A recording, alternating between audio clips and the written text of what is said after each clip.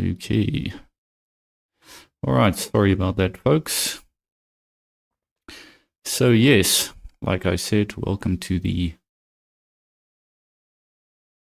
live stream. This is the first one I've done, like I said, and I'm going to be discussing some things that I think are important. First of all, a shout out to all of the people that subscribed because of the last video. Thank you for all the subscriptions and all of that good stuff. And yes, let us get into it. So yes, like I said, I'm just going to be reacting to some videos, giving my point of view, and that is it.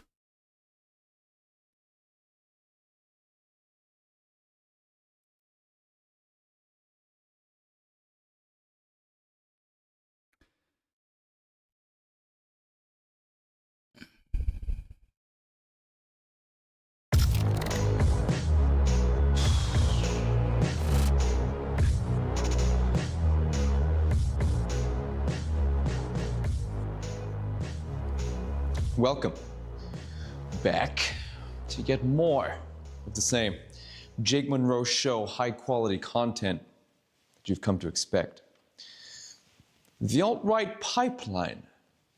So just to give you some context, I found this guy a couple of months ago in obviously the right-wing space, I suppose, as it were, online.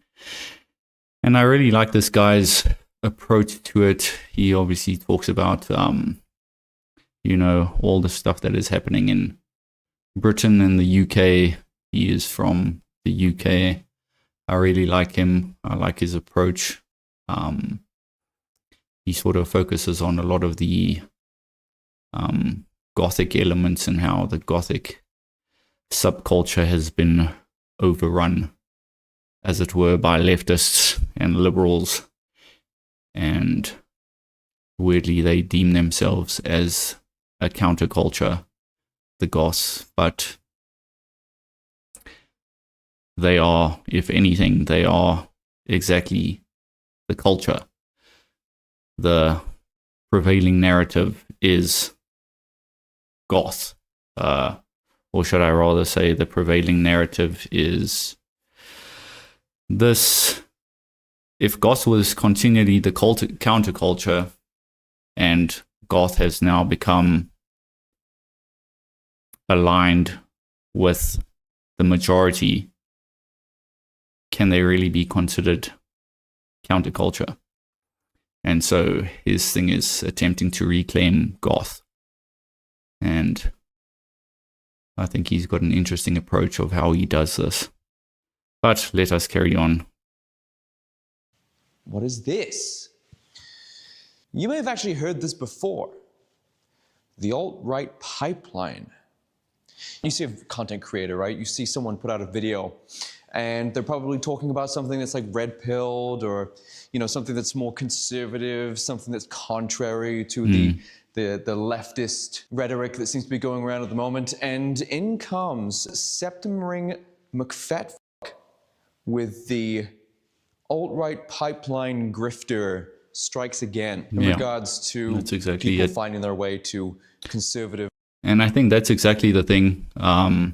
You know, the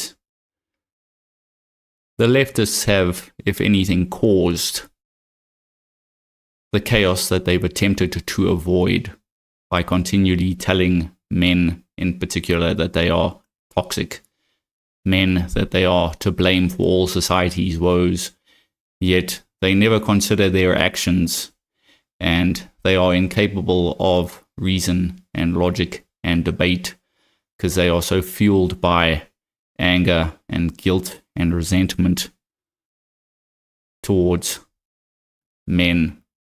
And that is unfortunately very prevalent in Western society. Or red-pilled values. This piqued my interest. Why is this so consistent? Why does the alt-right pipeline keep being brought up as a way to devalue or discredit what is being said by these content creators who are primarily focused on things like telling the truth? So I looked a little bit deeper into it. And what I found was actually quite interesting. Because not only did I find out what the alt-right... And that's also the thing, you know, regarding the truth. The leftists are so vehemently opposed to objective truth that everything has become my truth, our truth. There is no idea of a subjective, an objective right or wrong. There is no concept of if a thing can be objectively true or not. This is why it goes back to, unfortunately, people on the political left, or shall I rather say, socialists, Marxists, those folks, because they do not believe in objective truth. They would rather, or shall I say, they are incapable of distinguishing if they are telling a lie, because they do not agree with objective truth. Pipeline actually is. But I found out who made it. Yeah. Before we get into it, make sure you go and check out the brand new merch that has just dropped. We have the new Make Goth Great Again hats shown here. It's Make Goth Great Again 2.0. Comes pre-aged with all the fraying and stuff like that. The dark red embroidery. And if you have a look on the back here, MGGA, also that's pretty cool. High quality embroidery on the back. Very high quality merch. Go and check that out. Link is down below. We've got the beanies too. We've got these really cool pins as well if you want to put those on your backpack. Now, the alt-right pipeline is officially defined as a series of algorithmic curations that sort of lead a specific demographic towards more conservative or red-pilled or right-wing ideologies and sensibilities and stuff like that. And they are pushing men to things it. Like Joji, whenever he was the pink guy, or the original iDubbbz stuff, or Leafy, or in more modern times, people like Andrew Tate and Sneako. And well, yeah, we're going to get into those guys. These other very prolific red-pilled, right-wing kind of guys that are guiding a specific demographic towards more conservative values, to be more aware of things in their environment, which is what red pill actually is. You know, it's to be aware, to wake up, to notice things around you in your environment, in society. It's there's that objective truth again. Young men to a quote-unquote extremist right-wing ideological stance. Well, that what they would deem as extremists. But we'll get to why. We'll get to why it's specifically young men that are susceptible to things like the alt-right pipeline. We'll get into that. Okay, we'll get there. Lonely, isolated, depressed young men. Yeah, because masculinity is deemed as toxic in society. The exclusive demographic to be affected by the alt-right pipeline. My grandma had a really unusual name, Jacinta, and yes. I was really curious about where it came from, so I decided. However, there is another side to this. There's another kind of man that was obviously influenced or has gone through the alt-right pipeline themselves, and that is male content creators who have had negative experiences with the left. Sure, I've heard of many. You see, men are not treated very well on that side of the fence. No. And for the most part, men who are on that side of the fence, you know, those whose support structures, networks, friendships, relationships, literally everything that their life is built upon relies on them maintaining the peace with this matriarchal left-wing narcissism that they Yes. found themselves Yeah. surrounded by. And they behave so well, man. Oh my God, do they And try if you play don't push along the as much as narrative, possible? you Do are they try and keep cancelled. the peace? You Do are they deemed try and as make sure part of everyone's the happy, problem but you're or the still enemy. a white man, okay? You're only going to be able to do so much. At the end of the day, you are still going to have to take some shit on the chin. That's right. They're still going to shit on you. I've had that before. You try and maintain the peace, but they're always going to be trying to take little pieces of you, trying to make a point. You're just a punching bag to these women. But They at are one point, uninterested you in wake your up and you opinion. say, I've had enough of this shit.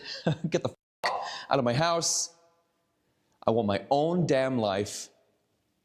I'm sick of hearing this shit. I'm sick of being treated like shit. Yeah. Despite everything I do for all of you. And then this is where you are then introduced to the alt-right. Now, I am alt-right. No. That much is obvious. You've seen my bio. Try and define it. I bet you can't find a singular definition. Yes, you know, there's a bunch of unsavory types in there, but there's also people in there who are right-wing or conservative or just more right-wing or on the right. And that's also the thing with the quote-unquote what they deem as alt-right, the extremists. We tend to... This video is a prime example. I'm not a goth. I have never been a goth. I've got no necessarily interest in being a goth. But I can appreciate the words that come out of his mouth. There is that idea of, I agree with his values. I agree with his outlook. I agree with his worldview. Because it makes common sense. And we both agree in worldview because both of us agree on a prior worldview, a conservative idea of the West that is Christian. Not many people would admit that, but it is Christian. And how that has been eroded because of agendas. And so there's an agreement between us. You don't necessarily see that much in the socialist, Marxist camps. It is whatever the new trend is of the day, whatever the marching orders are of the day. If you do not align with those, then you are excommunicated from the cult and you are deemed an enemy until you agree that 2 + 2 = 5. But don't necessarily tickle the boxes of conventional right, have their own definition of what it means to be on the right. That's about where I am on that. Male content creators who have been canceled primarily for just standing their ground about something that they believe in.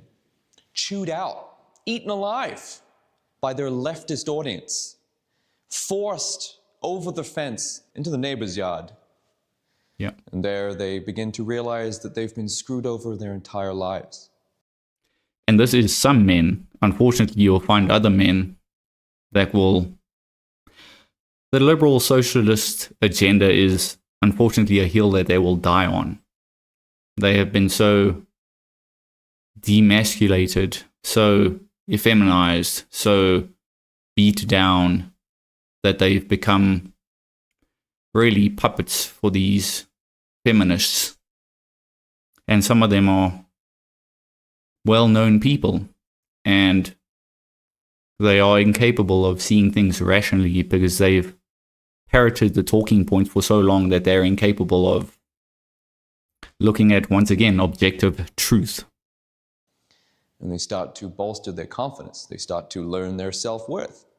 In fact, they start to help other men discover their own self-worth. And this is dangerous. This is really bad. This is dangerous. They don't want this. This is exactly what they don't want.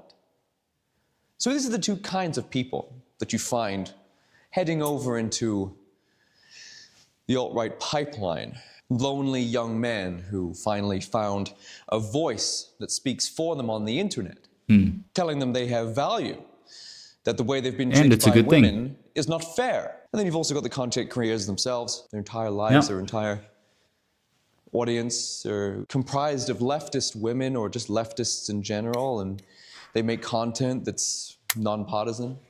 They're forced to make a decision on a world event. They decide not to do that, or they have a contentious point that they want to make. The left are unable to disagree, and they are then thrown over the fence. There's your excommunication. This meme right here. This one. You see this one here? Yeah. This kind of thing. And this right here should show you exactly who made the alt-right pipeline. Yeah, the alt-right is... Leftists did.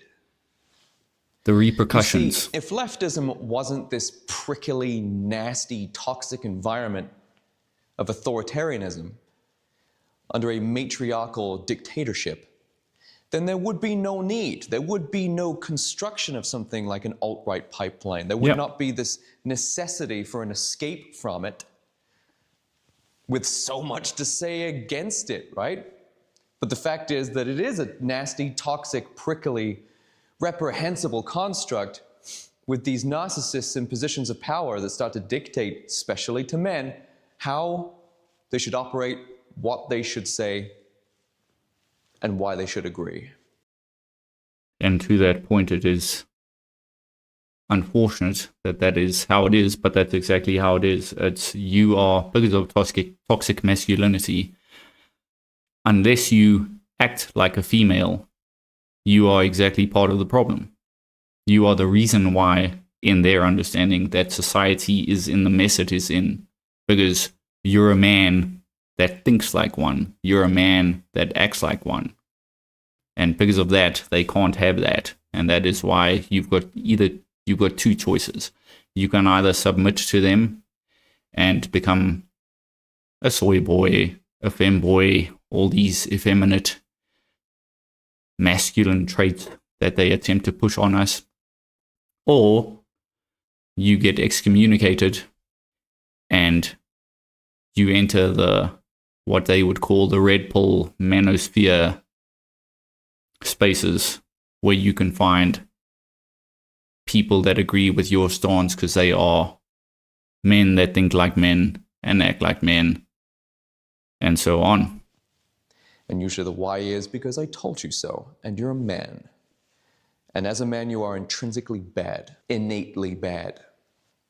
There is no repentance from this. You are merely here to be used when needed. Lonely young men affected by this. That's why I think it's a religion. Epidemic. They are susceptible to this alt-right pipeline.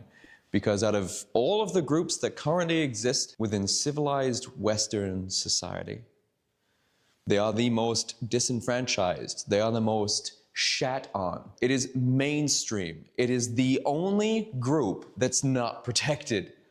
White men, they're the only group that aren't protected. You can do daytime mainstream television shitting on men as much as you want. White men specifically. Exclusively white men only. Yeah. You can do whatever you want.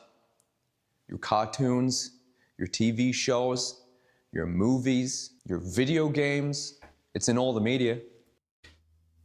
That's why people will go ahead and say, yes, of course, toxic masculinity.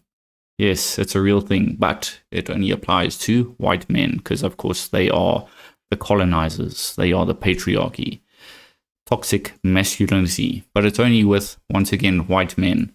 If anybody were to say that toxic masculinity while referring to a black man, a Somalian, an Arab, any of the other ethnicities, that is almost considered and immediately considered as racist.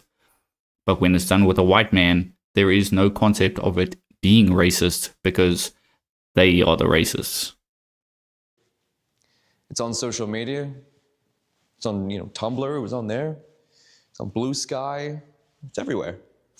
It's the most normalized group that everybody gets to shit on day in, day out, and the only group who's expected to take it because they are being taught that they are intrinsically evil. Yeah.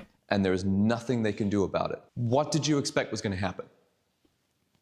With a group like this that is so mercilessly attacked as a mainstream thing, it's a mainstream concept to attack white men.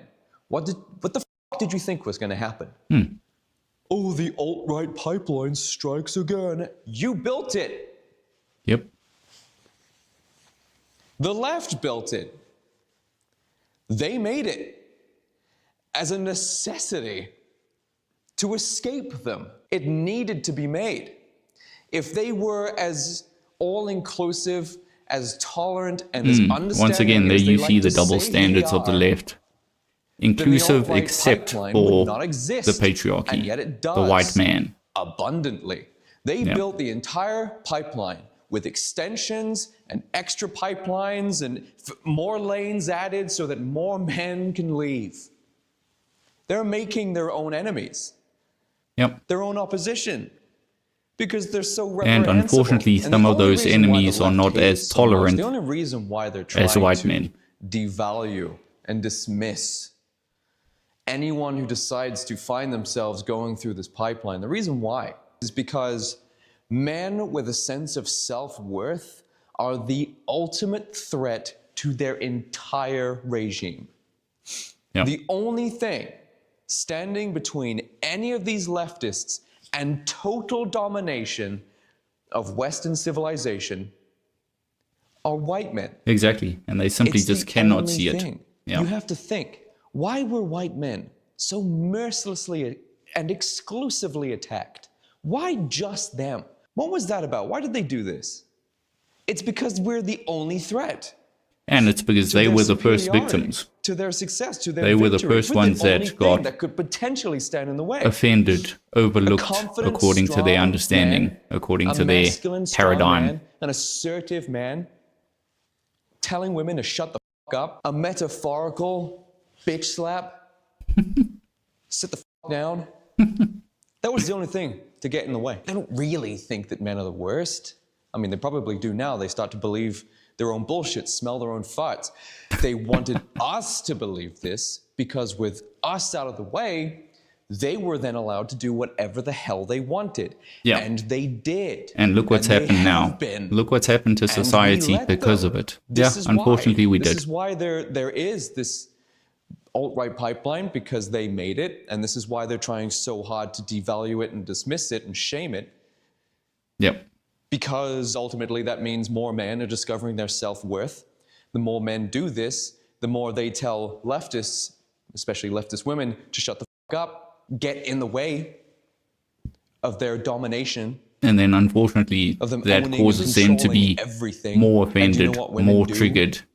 Whenever they control and own everything. I mean, this Spanish girl actually managed to explain it pretty well. Ojalá, teoría del reemplazo, ojalá podamos barrer de fachas y de racistas este país con gente migrante, con gente trabajadora. Claro que yo quiero que haya reemplazo. There it is, fellas. There's critical mass. There's the end of the road. We were shamed so hard to sit down, shut up, and think about what we've done. While they went ahead and spiraled out of control, and then not in their moment of not knowing what the hell to do with themselves, literally just threw everything away. And unfortunately now society is at such a state that they can get away with it. Real quick. And we can't. We have to do self-censoring. We have to I've talked about it for the last police ourselves for the sake of not offending. What's that for?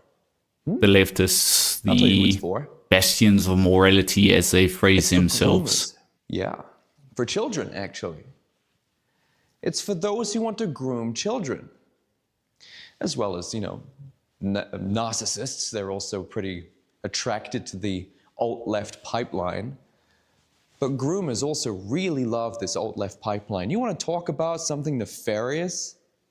You want to talk about something that is despicable beyond all understanding? The alt-left pipeline attracts groomers of minors. Unfortunately, you can see that in the kindergarten schools. I saw a couple of videos of it. How they're grooming the kids to pride parading very liberal ideas. In public, in front of children. That's not a right-wing thing to do. That's not an alt-right thing to do. That's almost exclusive. That's exclusively left. Not almost. That's exclusively leftist. That's their thing. The sort of leather dog masks, the G-string, the cycling butt naked. We've seen this before. We've got examples of this. Cross-dressing drag queens reading and performing to children. Yeah. Who was the only people who had problems with this? That's right. The right.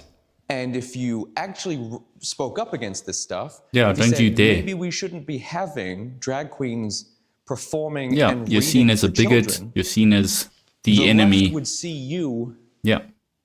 as a Nazi or a right-winger or an alt-right, because it was a very leftist thing to want this to happen.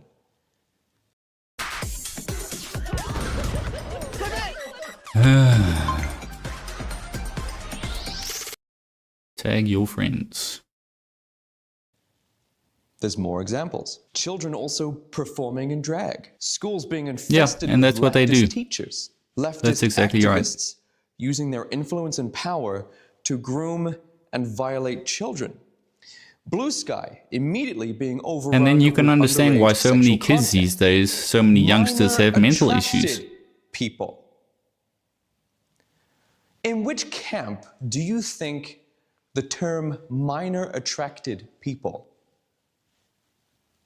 Which camp do you think that came from? Was it the alt-right camp? Nope. Was it? Was it right-wingers? Was it conservatives? Where do you think MAPS came from? And where did they try to find safety? Where did MAPS try to establish an identity within? It was the left. The alt-right pipeline, man discovering his fire, his sense of worth, his masculinity. The alt-left pipeline, groomers. Because everyone knows that the leftists went after kids. You should be thankful that you're in the alt-right And it's also pipeline, because they okay? don't have kids If you've got a of their leftist own, coming up to you so and now being they like, have to "Alt-right pipeline groom detected," yours. Just be like, thank you for making it, actually. Thanks for making it.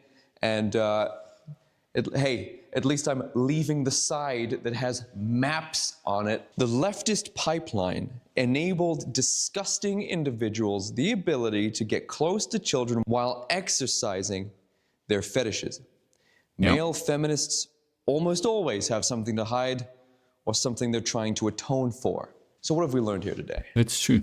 Who made the alt-right pipeline? Leftists did. They made it.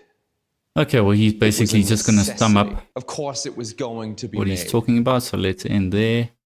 And yeah, unfortunately, they are the creators of the thing that they despise so much, and they simply just cannot look through an objective lens to realize that they are in fact in error, because in their brain we are deemed as the enemy, and it's it is ridiculous. And yeah, that is all to say about that, I suppose. It's technically nothing new for those who have been looking at this for a long time. Nothing new.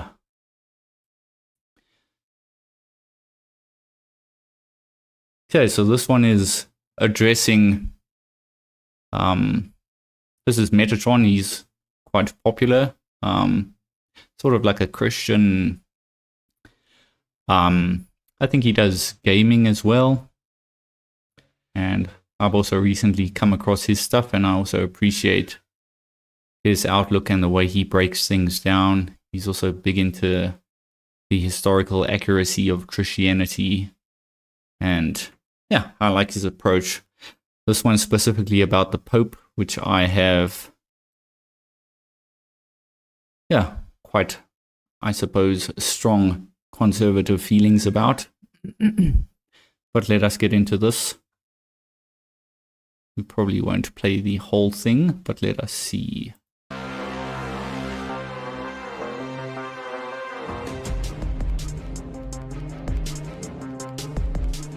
Hey noble ones, welcome back to my channel. This is the Metatron speaking, and you may have seen a video going around making its rounds on both Facebook, TikTok, X. Let's check it out. This is the video. It's the current Pope. with whom I have already disagreed 50 million times. So let's see if this is 15 million and one. Yeah. Or if for once I can agree. Let's It go. is a bit Here I would especially call to mind annoying. the many victims of violence, including religiously motivated violence in Bangladesh, in the Sahel region, and in Nigeria, as well as those of the serious terrorist attack last June on the parish of St. Elias in Damascus. Nor do I forget the victims of jihadist violence in Cabo Delgado, Mozambique. Well, sure, it's good that he points it out. Finally. It's good that he points out the Finally. Christian persecution. What the heck took so long? So this is good. Finally, Yeah, a based take. But I'm not satisfied. Why am I not satisfied? In fact, don't scream victory too soon, my fellow friends. I've unfortunately heard Because all the foremost, note things, that he said religious violence in Nigeria, Mozambique. all the things as He didn't well. say So it's a jihadist bit, with Mozambique. I wonder why he didn't just say it. It's Islamist bit of a weak stance. Yeah, violence. kind in of sitting on the Nigeria. fence It's almost. Islamic violence. Why does he not say that? But he did say jihadist. So I'll give him half a point. I'll give him half a point. Why am I not giving him full point? Well, for this. So he has spoken a lot about Islamophobia, interestingly enough. Pope Not a single blames freaking word about Europe's Christianophobia. Islamophobia on those from the bent on Catholic excluding Pope. others. But he did spend Says a long time already coexistence is speaking possible. about Yeah, Islamophobia. it's- So, and doing politics. But anyway, Pope blames Europe's Islamophobia. Let's see who he blames on those Yeah. bent on excluding others. Says coexistence is possible. So, what does this mean? Well, we'll watch it. He was asked. I watched already. He was like on this, what is it, a plane? And someone asked him a question about his position. We'll watch the little clip so that we have the full context, and then I'll dismantle it. Because this is ridiculous. This is, I'm just going to say it, victim blaming. And those victims are Christians. Yeah, A lot of those victims. yeah. And for what? I'll talk about this as well, For agendas. since I have actually an interest in For historically agendas. when it comes to this. But anyways, let me see if I can find the clip for you. All right, let's watch the clip so we have the full context and I'm not like misrepresenting. Let's go. Grazie, Santità. E l'altra domanda viene da Michael Sorry, I have to translate it then. And the other question comes from Michael. Let's please. see if he does it in English. I think he says it in English. de La Croix. Okay. Hello, Your Holiness. Thank you for this very interesting trip. You just talk about continue to build bridge between different worlds, and I like to ask, some Catholics in Europe believe that Islam is a threat to a I mean, if you look at history, of the West. you know, Are they right? And what would you say to them? Okay. All of the conversations that I had during my time both in Turkey and in Lebanon, including with many Muslims, were precisely concentrated on the topic of peace and respect. I mean, Your that's Holiness, that's called anecdotal data. Just because you, and I'm sure you did. just because so you did I. discussed I it, think I'm we've sure. all had- I'm sure maybe they did not talk all, about but some of peace. us You know, have had interactions. it would be with interesting Muslims to and they hear were their peaceful. responses. The one Muslims that you interacted with was very nice, lovely family. And were didn't those hate were the those West. responses Splendid. honest? We don't have a problem with that. But simply because you, Pope Leo, went there as a person of authority, by the way, and spoke to Muslims, and you were like, yeah, peace is very important. I agree. Peace and coexistence, we can love each other. That's great. Sounds What great. about the Christians in Nigeria, though? Because that's the base of that question. And, of course, Islamic violence from illegal immigrants in the West. It's kind of a multi-layered We question. kind of know all what's it. happening. Yes. So just because when the one time that you went to freaking Turkey, you spoke with Muslims and you all talked about peace, great. Maybe the Muslims you spoke to were nice people, but the question here is not connected to those people. Formerly It's connected to the Constantinople, ones that Turkey. are doing what they're doing in damn Nigeria. Christian not nation. to mention the awful repression in Iran of Christians. It's the death penalty if you convert from Islam to Christianity. That's right. In an Islamic state. Let's not pretend that that's not Islam. Yes, it is Islam. It is Islam. I didn't Yeah, say it's it was part all of the Islam Quran. for the Yeah, it's clowns mandated. who type it. Yeah.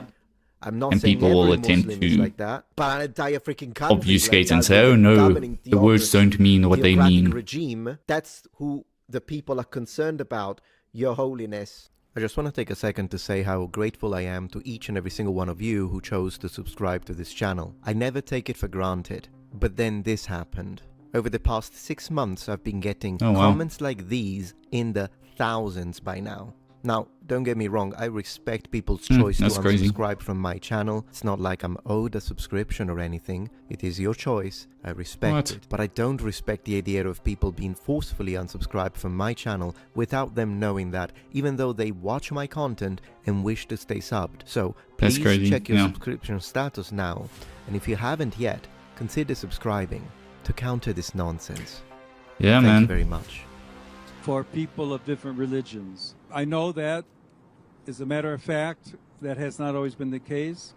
Yes, that's a historical fact. Yeah. I know that in Europe there are many times, and history does tend to repeat itself. Are present, but oftentimes generated by people who are against immigration. No, wrong. Pope is wrong. Okay, the fear of, and in general, fear for your life and for your safety and the safety of your women and the safety of your children is not generated by, oh, it's the far-right anti-immigration bigots again.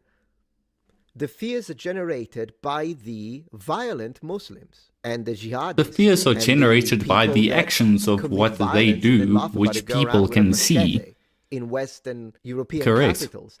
They are the ones who generate, and I don't even care. Precisely. If you want, we can go and the alt-right is simply just responding to what they are doing. Whether it be 50% of Islamic population doing that, or whether it be 0.5%. And the left is silencing people because of it. That they are the reason why people are fed up with it, and also people, there are women that are afraid of. It is victim blaming to tell a woman, a young woman who is scared of going around because of the type of violence that is happening due to illegal immigration from Muslim countries, from Muslims who hate the West, after what we see that is happening, for instance, in Nigeria. If the woman is afraid, who do you think you are to go and tell her, oh, you're afraid because of the bigots?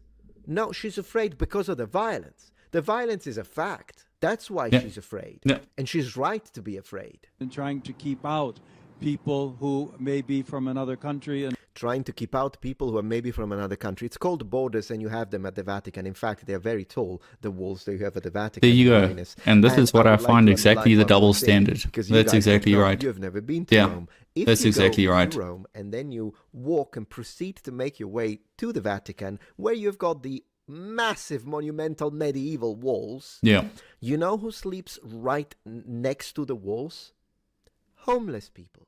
It is full of homeless people. Do you think he lets them in? Do you think they got to sleep in the cold? And before you say, yeah, but the Vatican is a small state, it's not like they can accommodate all of the illegal immigrants that he likes so much and the homeless people. Right, but do you know how much property the Catholic Church owns in Rome alone?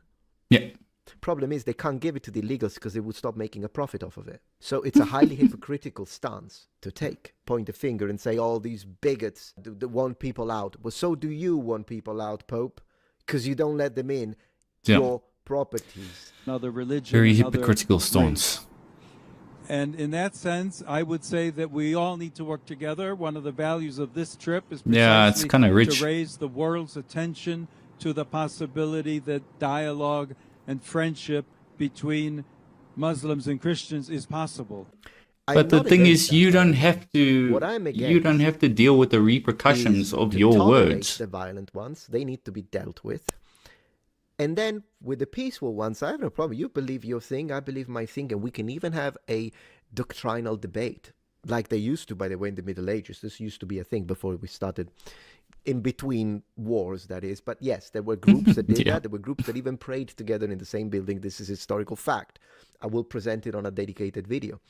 The reality is, though, what I'm not okay with, which is what his predecessor was trying to do, and therefore I'm kind of afraid that he's going to do the same, is universalism. We Christians true Christians reject universalism, because Jesus said, I am the way, the truth, and the light. No man cometh unto the Father but by me. Which a very absolute statement. Whatever you want, you have your freedom, and I respect that. But I'm not going to change my beliefs for that. That's right. So universalism is anti-Christian at its very core. The idea of which is where I think his predecessor was. It's just many different paths to God, but at the end of the day, they're all the same. So you can be an Muslim, you can be a Buddhist, you can be an atheist, you can be secular, but we are all going to end up in the same place. That is not Christian doctrine. It's a beautiful sounding doctrine, I imagine, to people, but it isn't Christian doctrine. So as a Christian, we should reject it. Doesn't mean that I don't want people to go. I'm just saying I believe in the words of the historical man I believe to be a god, and his words supersede his. I think one of the great lessons that Lebanon can teach to the world is precisely showing a land Lebanon, where really? Islam, Okay. Christianity are Sure. both present and are respected, and that there is a possibility to live together. To tell them that, because once they stop doing what they're doing, I'm sure that the bigots will calm down. I can assure you with that. Yeah. And then there will be like maybe a minute, 0.3% of that subgroup that might still hate them on the basis of either their race, although then again, Islam is not a race, but whatever. Maybe it's a brown Islam, is a Muslim, and so they hate him/her because of that. Fine, yeah, they exist. I'm not denying that. But all of the others that are annoyed with what's happening, with the borders, with the nonsense, with all of this, we need to, Islamophobia is bad, but not a single word about Christianophobia. Yeah, that's, Christians are, for us, it's not a matter of race. You're allowed to mock them, that's okay. It's a matter of justice. Yeah. be friends. Stories, testimony, witnesses that we heard even in the past 2 days of people helping each other, Christians with Muslims, both of whom had their villages destroyed, for example, of saying we can come together and work together. Who destroyed the village? I think those are lessons that would be important also that we heard in Europe or North America, that we should perhaps be a little less fearful and look for ways of promoting authentic dialogue and respect. Whoa. What's that? Whoa. I just built a budgeting app in Base 44. Guys, Nina just built an app.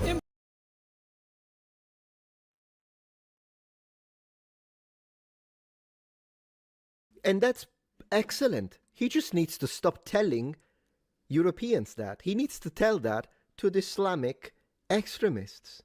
Tell the Muslims. Yeah. Otherwise, you're a clown. Yeah, no, that's exactly right. Because we've been so put down by this. We've been so indoctrinated into this is how you must act. And this really starts, this can really get traced back to Vatican II, where this whole narrative of pushing tolerance, pushing love, because that's what Jesus did, it was just this weak, soppy kind of love that Christians portray as the way Jesus Christ loved. Unfortunately, it's not, or fortunately rather, it's not the same thing that the moral bastions of our age would like to think love is. And modern Christianity has been so beat down almost by this weak, effeminate kind of love that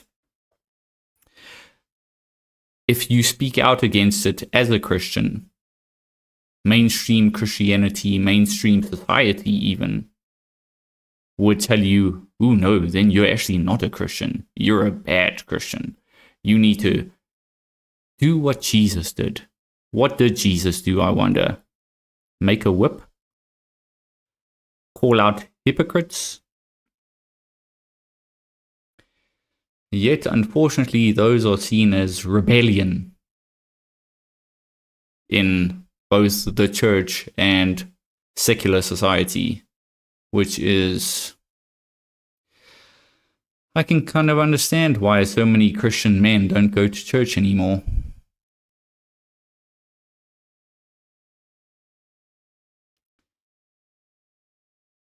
Okay, so just for a little bit of a backstory regarding this one. So, Andrew Wilson's discussing with, I forget her name, is it Lauren Chen or something like that, it's about Christian marriage, and that I think she's an ex-porn star or something of that nature. Yeah, she's an ex-porn star that I saw her first on the whatever podcast, Nala, I think her name is, and she converted to Christianity. I'm not going to play the whole thing because it's super long. I sort of just wanted to play this for the sake of addressing one of Leaflit's points, which I think are quite an important point to address. I understand that there's probably going to be a few atheists that would watch this live stream or this subsequent video, and it's not necessarily bashing atheists or anything like that, but there is, because the West was founded on Christian principles, and unfortunately because Christianity has become so effeminized and has become so demoralized because of feminist woke agendas, there almost seems to be atheism has become set up as the moral superior doctrine of the day. So whatever the atheist decides, that is what the Christian must submit to. And then, of course, the atheist will gaslight you as a Christian, if you are one, to say, but that's not something that Jesus would do. Assuming that they know who Jesus is, assuming that they know the teachings of Jesus, assuming that they know the corpus of Scripture. And I think that that's just hypocritical and very narrow-minded. And unfortunately, Christianity, because it's been so infiltrated, I would argue once again, because of Vatican II, with socialist, peace, love, and tolerance doctrines, that once again, the Christian is at the mercy of whatever the atheist says, or whatever the woke pastor says, or whatever the sitting on the fence pastor says, or whoever your leader is in your church, whichever denomination you are. It is important to establish that we need to find unity within the church, but it needs to be a masculine unity across denominations. But we'll get into that as we watch the video. First, for people. If you think Andrew is scary, imagine the sternness of God when he judges you. True. And now you know why I think you're a feminist. I think about that all the time. Because of the marriage thing? Because you go out of your way. You haven't thought these positions. The problem is when you lift these positions from people and you haven't actually thought about them, you end up being at the mercy of them. The reason I engage so much with these red pillars, the reason I engage so much with them, so that I actually understand their positions. The reason that I engage so much with the Christian sphere is so that I can really understand the positions. You don't have a... And that's whereas, this is where I appreciate people like Andrew Wilson, because he's a staunch believer in Christianity, but he's also willing to meet atheists where they are. He's willing to meet different people outside of Christianity where they are, as opposed to a lot of the, shall we say, church leaders, which will only ever encourage you to go and do the evangelizing, or to encourage you to go soften people's hearts and bring them to church, and don't worry, I will do the rest. He goes and meets them head on, which is, once again, why a lot of young men find him appealing, because he's teaching them to be confrontational. In the Christian context, but teaching them to be confrontational. It's okay to confront wrong ideology. It's okay to confront things that are not biblical. A large part of the problems, in fact, all the problems, are due to the fact that people won't like it, but the West has neglected and forgotten about God, and that can be traced back to really the Enlightenment of the 1500s, 1600s. A good understanding or grasp on these positions, and it's covert feminism. What ends up happening ultimately, because you haven't thought these through, is you end up advocating for things like this, which are literally sinful, and you don't even know you're advocating for them. No, I think you're right on and I will cede that. But I think when it comes to like the voting thing, I don't think it's fair to say that I haven't considered it.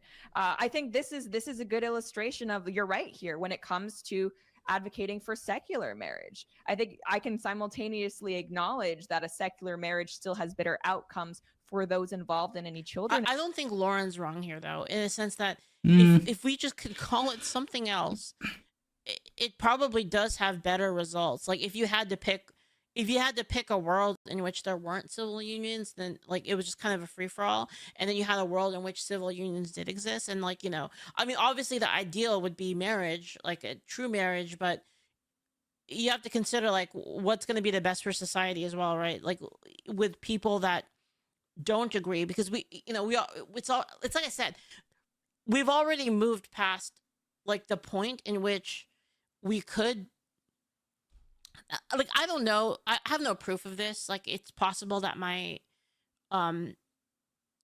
statistics are wrong here, but I feel like we've moved past the point of like being able to rely purely on Christian nationalists basically to win anything. I don't think it's possible anymore.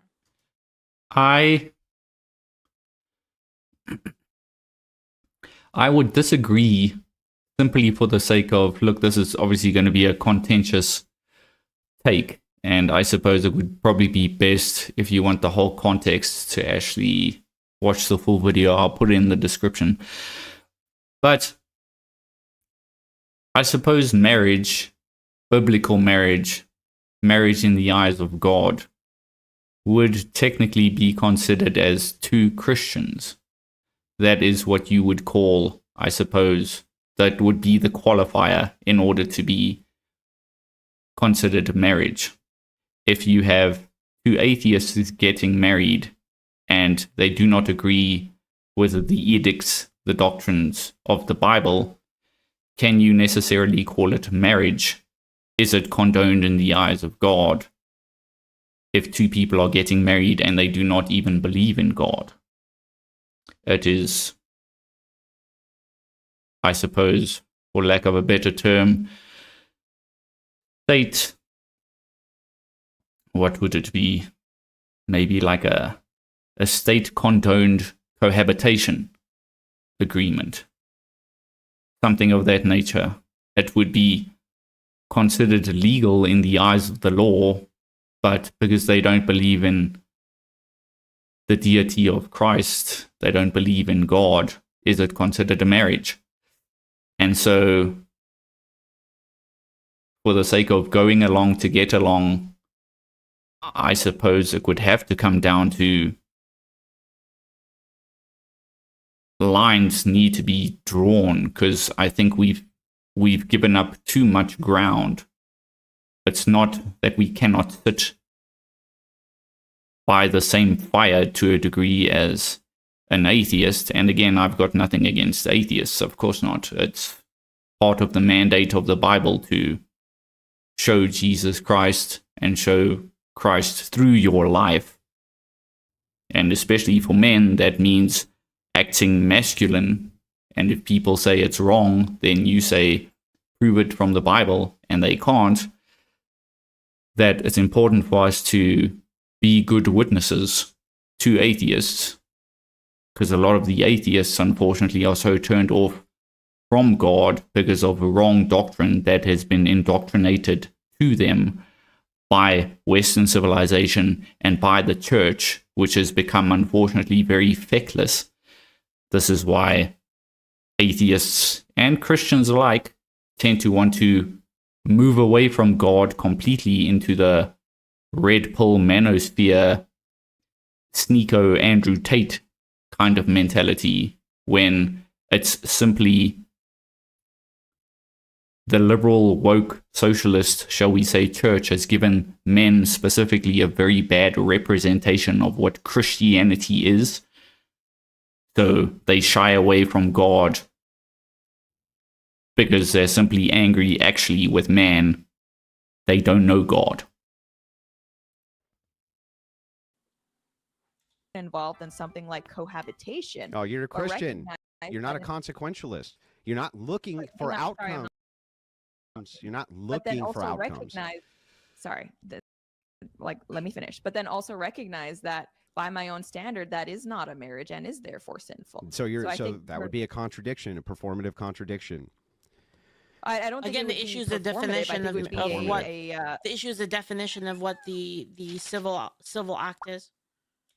But it's not just for performance though. If you're actually like yes, Rogar, thank you so much for the bits. Then you're making a concession to feminism. The devil dances with you to influence you. You're making a concession on feminism. Wait, how am I making a concession to feminism? Okay, so like let me present to you like two scenarios. Scenario 1, the leftists win. Scenario 2, you accept that some people won't believe the same thing as you, and you disagree with it, but the coalition allows you to win. Which one would you prefer?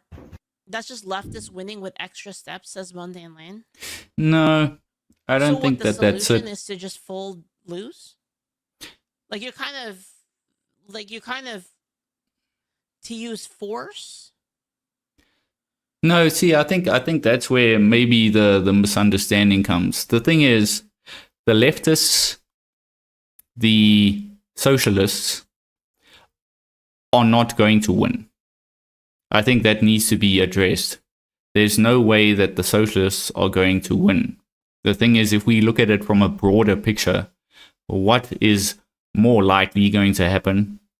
And historically, I've got receipts. It's, sorry to say it, but Islam is going to win. All the immigrants have come in. The leftists, the liberals, the socialists, the wokies, they have allowed them to come in. Part of the Quran, part of the mandate of Islam is world domination. Excuse me. Unfortunately, the liberals, the wokies, the socialists, they don't have a strong enough ideology. They don't have a strong enough world view because everything is subjective. If everything is subjective, there is no truth. Islam, however, has a very strong worldview. They have world domination as an utmost priority. So, if we choose to have to pick between, shall we give concessions, as we have done, and unfortunately it hasn't worked as Christians, given more concession, give more concession to, atheists, but specifically to the leftist type of atheists. I mean, in a political sense, conservative atheists still have this concept of an objective truth, which is workable. That's why we can sit by kind of the same fires. I'm specifically talking about Christians that are conservative and conservatives that are atheist. We can kind of sit by the same fires because there's a lot of overlap, except, of course, for metaphysical things, God, Christianity, and the importance of those. But when it comes to sitting by the same fire or giving concessions to the liberal types, the feminists, the wokies, these kind of people, the thing is, as we've seen in recent history, it's never just a concession of one thing. It always becomes something else. And it always ends up with them taking more than they should. And unfortunately, because they don't really have a strong stance in terms of a strong world view, they will fail when it comes to Islam, because Islam has a very strong world view, and it is about world domination. And yes, to a degree, I suppose you can go so far as to say, will we lose? I suppose if you had to read Revelations, for instance, technically the world ends in not such a great way. So it's kind of, if you're a Christian, is death losing? No, not really. It's, if anything, the ultimate W. To stand for something? I think you can stand for something, and I think you can stand for something that is towards what you want. At the same, I don't think you have to have, so put it this way. Where does your purity test end? Right? So are you unable to even allow other Christians in if they don't believe? So for instance, if you're Orthodox, right? And you believe Orthodoxy is like the true way. So are you going to then going to all other Christians? No, I think that's a bad comparison as well. Do you see what I mean? I think that's a bad comparison as well, though, because, and I understand what she's saying, and unfortunately, yes, it's a big bone of contention between Catholics and Protestants and Orthodox, and the crazy amount of denominations that are on Protestantism. I understand that it's a mess, and unfortunately, I don't think it necessarily needs to be. But it's a bad comparison because, as Christians, we ought to agree on, I think, the most simplest is, first of all, the Nicene Creed, that there is Father, Son, Holy Ghost, all are God, one in essence, three in persons. The hypostatic union of Jesus Christ, for instance, that he is both fully man and fully God. And I think it is in 1 Corinthians 15, I think it's 1 Corinthians 15, where Paul lays out the fact that Jesus Christ was crucified. He was seen by, was it over 300 witnesses? 500? 300? And the point of him coming was for the sake of dying for our sins. Believing in that simple truth, according to the Bible, is, and of course walking in it, and it's a journey, of course, that is, of course, what makes you a Christian. Whether you are a good Christian or a bad Christian, that is open up to, of course, doctrine. There's a journey to be made, but it is, are you willing to be taught? And once again, we have to go back to, I suppose, the issue of bad teachers these days who propagate effeminate things, and this is why so many men are leaving the church. But for the sake of sticking on the subject, we ought to be ecumenical in our Christianity. I think the whole reason why there's so much frustration is because we are, Jesus talks about straining nets to swallow camels. We're getting so caught on things that we can argue about in eternity when we're in heaven, when the simplicity of the gospel is Jesus Christ died for our sins, and we give our life and spend the rest of our life getting to know him and putting off that which he has already forgiven us of. That, of course, coupled with the Nicene Creed, let's stick with the Nicene Creed. The Nicene Creed, every Christian would agree on.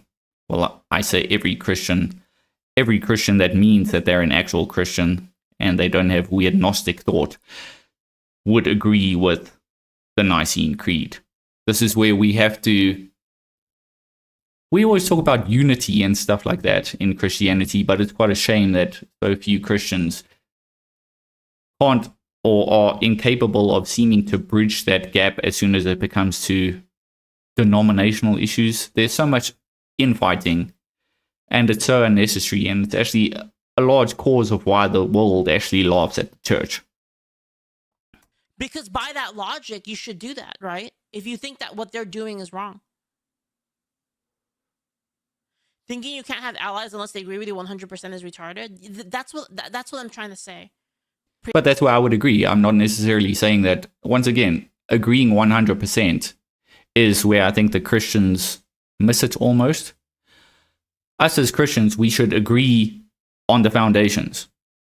what is foundational truth, what is sound doctrine on a foundational level that every Christian should agree with. Once again, the Nicene Creed. The thing is, when it comes to atheists, it should be, I can agree with you on the political stance.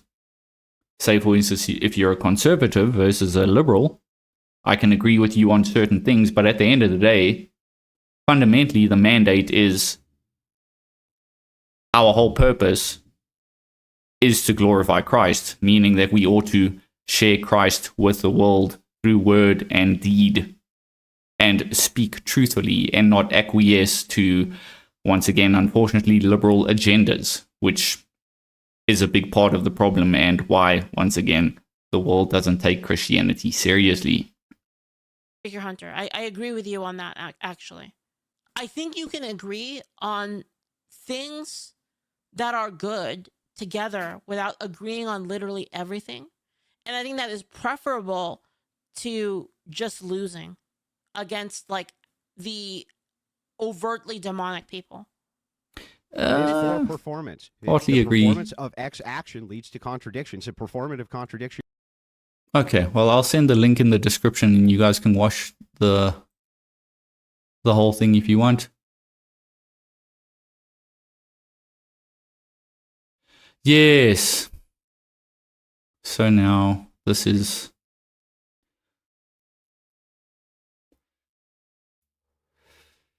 another interesting take.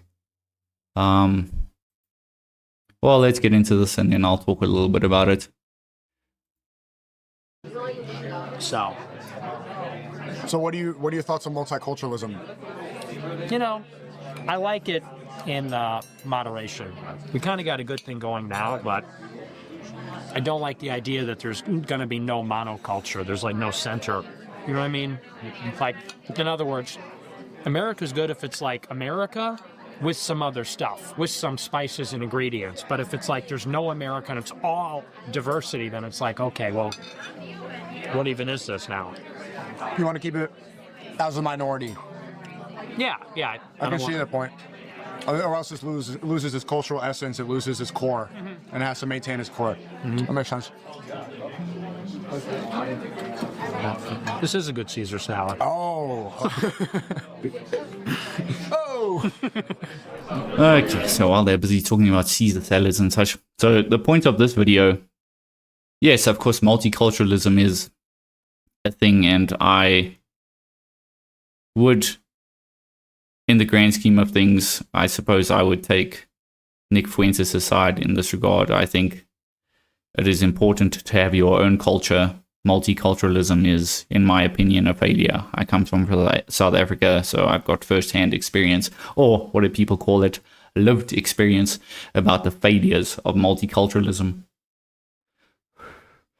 But my point in this video is, so you've got these influences. Sneako, for instance, part of the Red Pill Manosphere movement. Let's move it to a clip where we can see their faces and not their decadent food that they are eating. So we've got Sneako over there, and then you've got Nick Fuentes, obviously. I've noticed this trend in the Manosphere, the Red Pill movement. Characters like Sneako, Andrew Tate, Myron Gaines from Fresh and Fit, for instance, openly Muslim. Now, the thing is, whether that's good or bad, that's up to you to decide.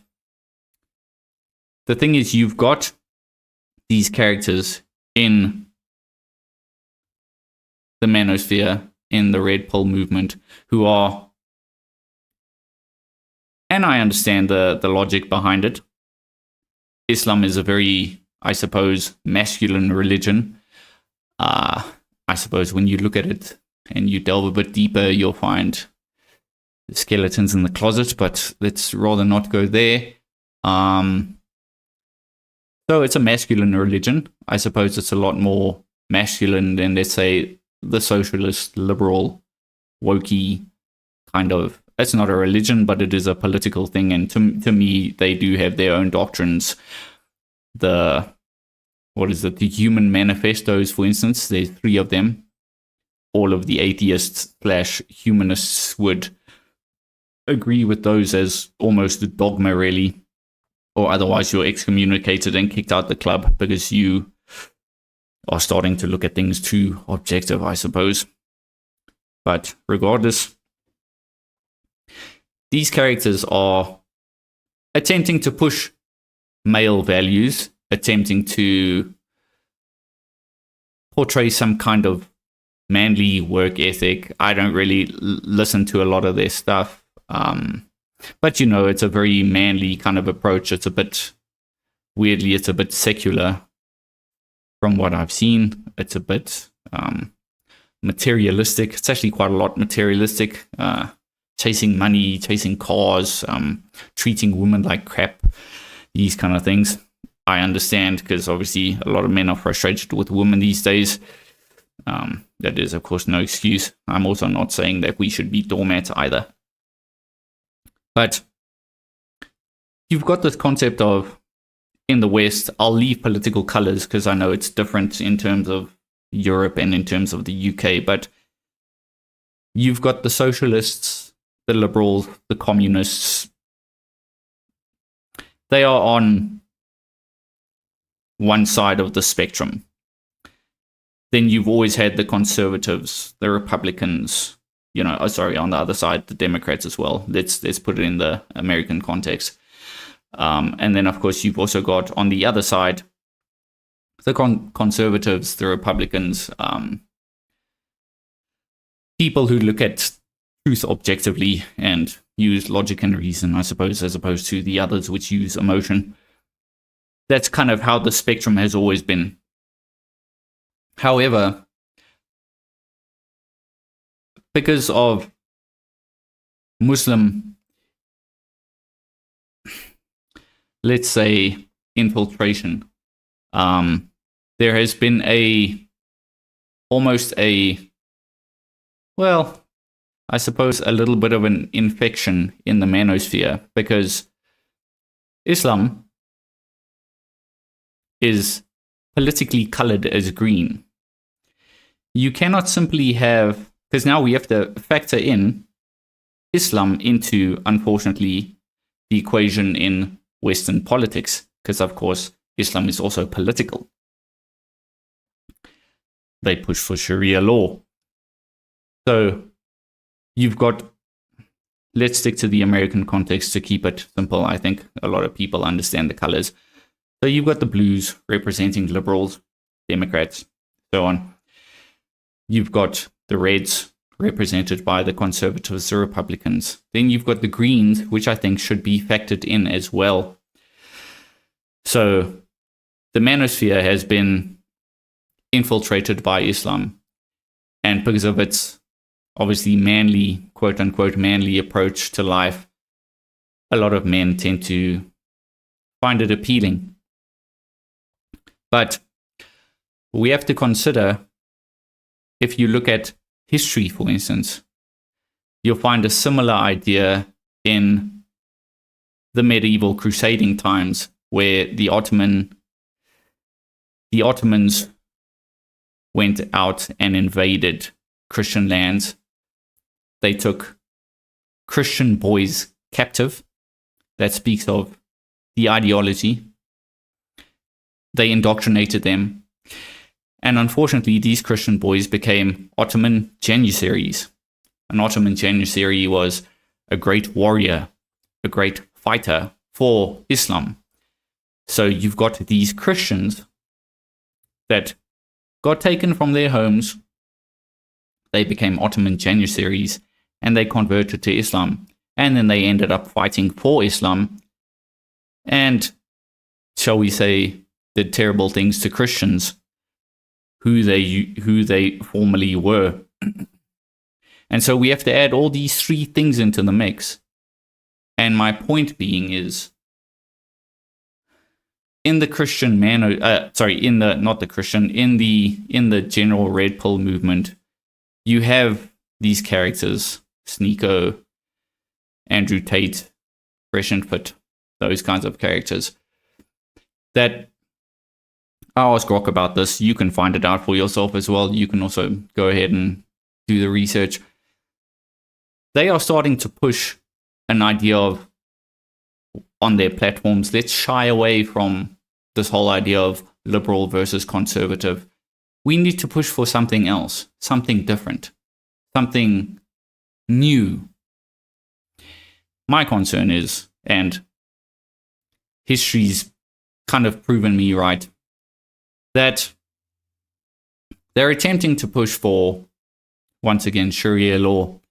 Anybody who's looked at the news and sort of knows about these things will agree with me that Sharia law is what Muslims want, and it's dictatorial. Historically, it's terrible. Muslims have always been about world domination, and so on.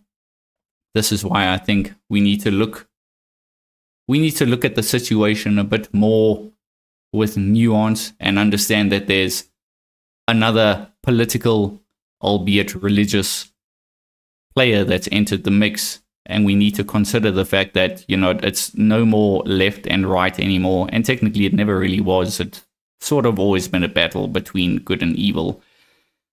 I know it's a contentious take, that's fine, I understand. But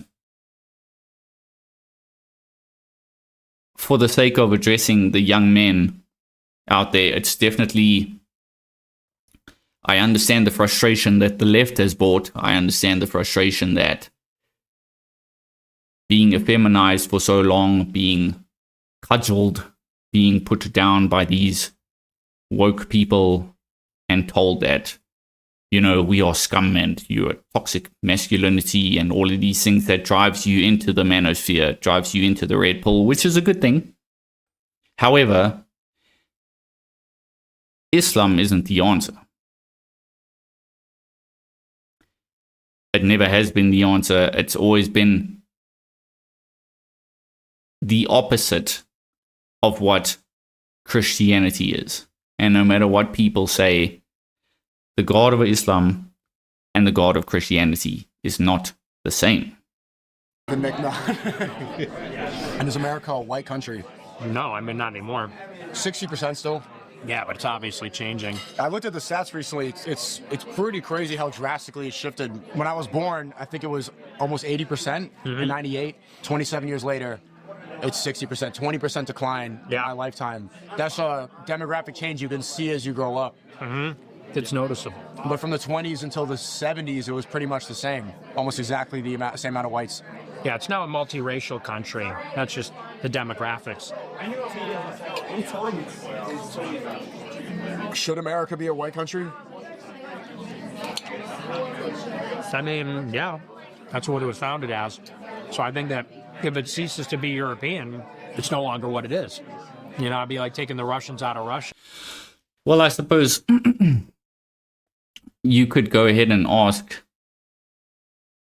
a person from Iraq or Iran the same question, I suppose. And I wonder what their answer would be is, should Iraq or Iran be an Arab country? I wonder what they would have to say. Or the Chinese out of China. Now, I say that as an Italian, Irish, Mexican. My people weren't here at the time of the founding, but if those people aren't there, isn't America? If it's all Italians making pizza and Mexicans making tacos and Irish doing their thing, it's something else. But isn't that natural to what if America is the place of liberty, freedom, the pursuit of happiness, you know, Statue of Liberty, immigration, new opportunity, isn't it inevitable that it becomes the multiracial country it is now? No, I mean, if you look at the history of how that happened, it was never inevitable. It was basically in 1965, because of the Civil Rights era, they said it's racist to set national origins quotas and say we're only going to have, you know, this many immigrants from Europe and this many from China and this many from wherever. And so they got rid of the quotas. And then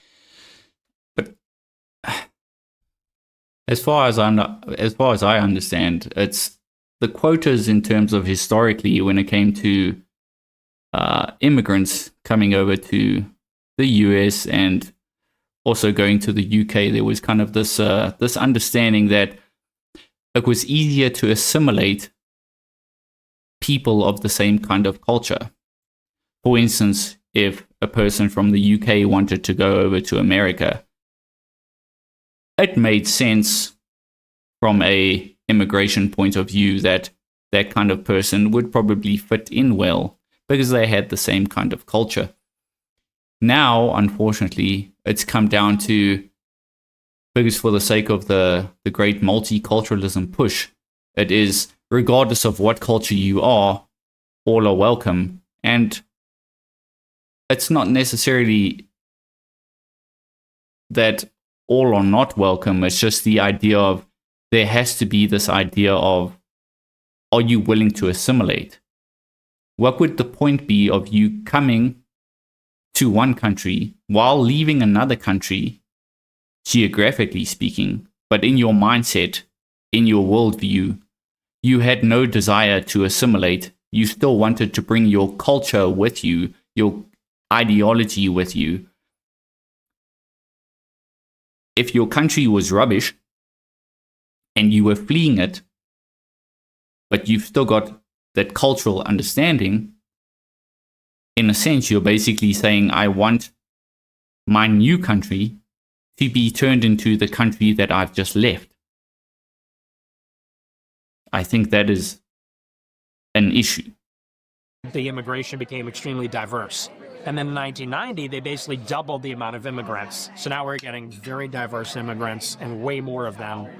And it was deliberate. I mean, it was lobbied for by immigrant groups and the Chamber of Commerce, the business interests, because they wanted the labor. First they wanted the farm labor, and then they wanted the tech labor.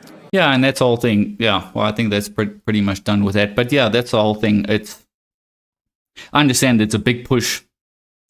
And, on paper, it would, be deemed as such a clever idea from, the Democrats. And obviously they're also pushing this in the UK. It's because white people are having so few babies and the West is in a cultural decline. Or, they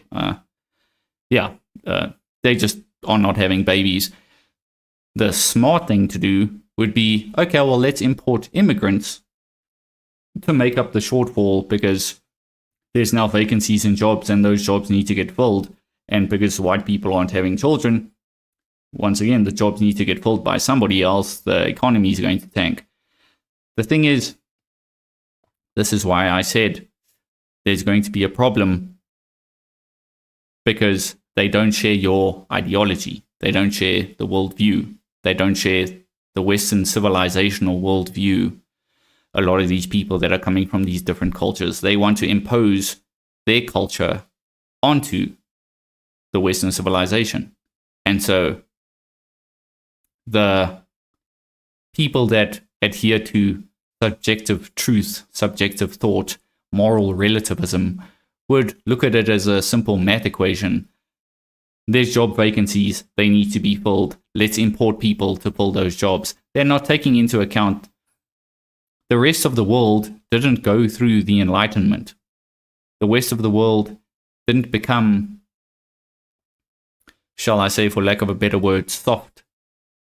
And so because they didn't become soft, they're still held on to their doctrines, their religions, their way of looking at the world. And the way the majority of the world outside of the West looks at the world is very nationalistic. They want to impose their nationality, their ideology, their culture on every place that they are in.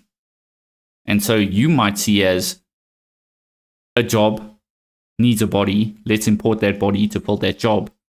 They look at it as this is an opportunity for me to impose my culture by taking over this culture that I'm going to, because they've opened the door. That means I'm allowed to impose my culture now. And I think it is very narrow-minded. And unfortunately, medieval Christianity fought against it. But we have given up.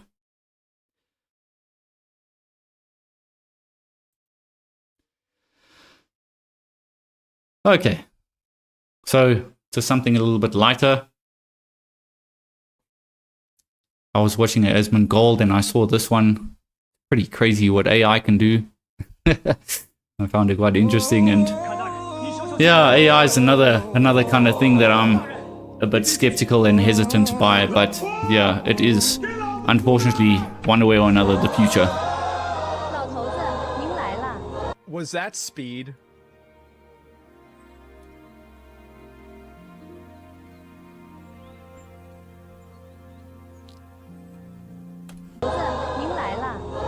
Oh my god. I mean, it's getting pretty good, eh? Wow.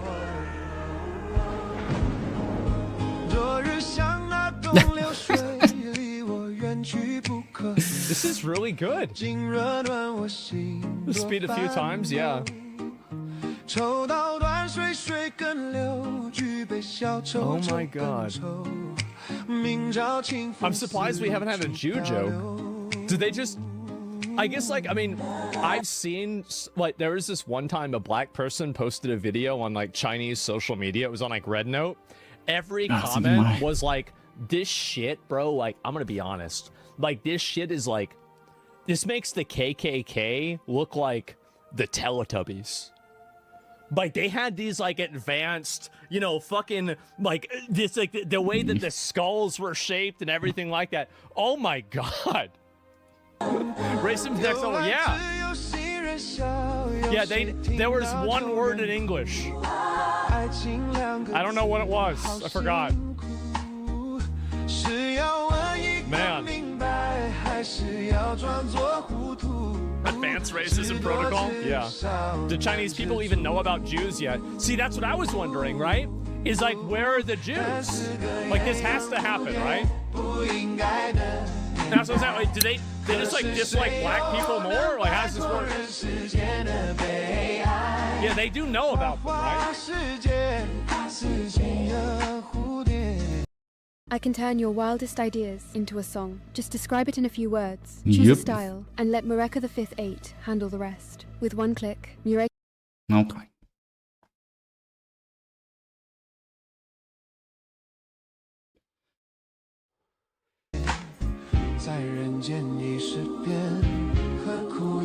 Drake dancing, is that Drake? It's too bad you don't know what the hell he's saying. This goes hard, yeah. Next country we drop? Yeah, bro, like, that's gonna be 110, right? The Snoop Dogg. Snoop Dogg? It's Homelander? Man.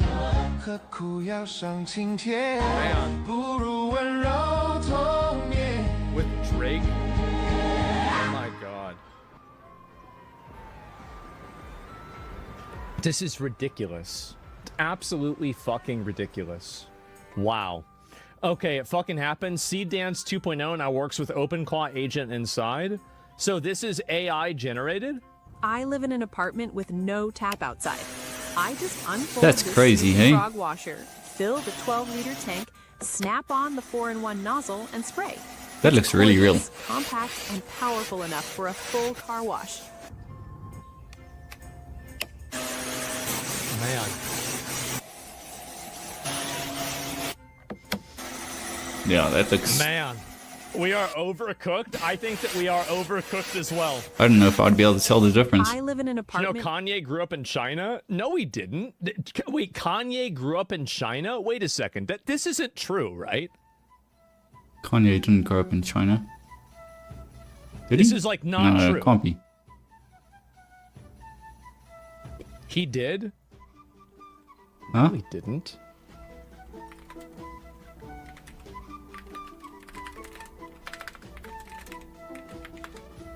No, he didn't. There's... No. No. Idiot. Shut the fuck up. Like, what are you talking about? Chinese. Notable except he was 10 years old. He and his mother lived in China for Well, technically, I mean, that's not growing up per se. Because his mom was an English teacher, right? Yeah. Taught English, Oh my... yeah. Wait. Okay. Oh my... Well, I don't know. That's technically not growing up. What the fuck, man? I suppose he grew a little. in China. Is Kanye the Karate Kid? I guess so. I didn't know that. I don't know if that constitutes as growing up in China though. 1 year. Okay, so this is one from One Piece. I don't know. I've never watched One Piece. I've never watched One Piece. I don't know if this is accurate or not.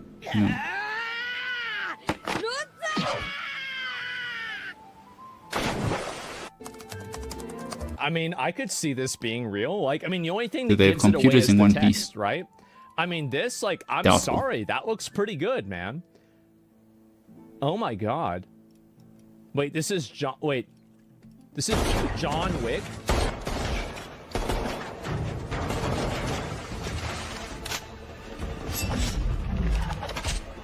Man. Man, these are really good. Yeah, the fight scenes are becoming really, really good. I saw the earlier ones and they were terrible, but yeah, this is getting this is getting pretty that good. Makes sense. Yeah, we're cooked. I guess so.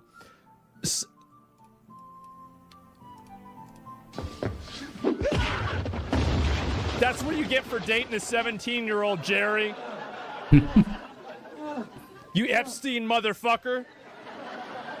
I haven't even been following the Epstein files, to be honest. That's what they all say. Yep. Oh my God, the laugh track. Yes, definitely. And what was it? Seed Dance 2.0 is absolutely insane. It's the guy from Breaking Bad. This is just a guy. I mean, the detail is, yeah. Control? You're not. God damn. And this is all done with AI. Holy shit, man.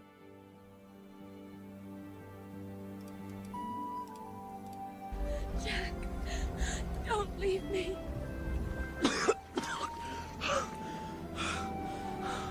Rose. Oh my God. That's right. Okay, let's see here. What are the other ones? Is this worth looking at? Hollywood is cooked, guys. Maybe Hollywood is. I mean, what is this? This was a 2-line prompt. For a 2-line prompt, wow.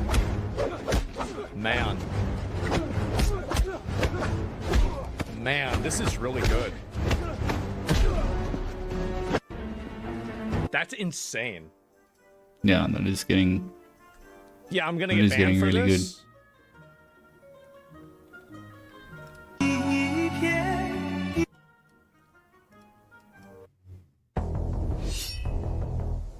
What is this? Right. It was AI. Well, it probably is AI, right?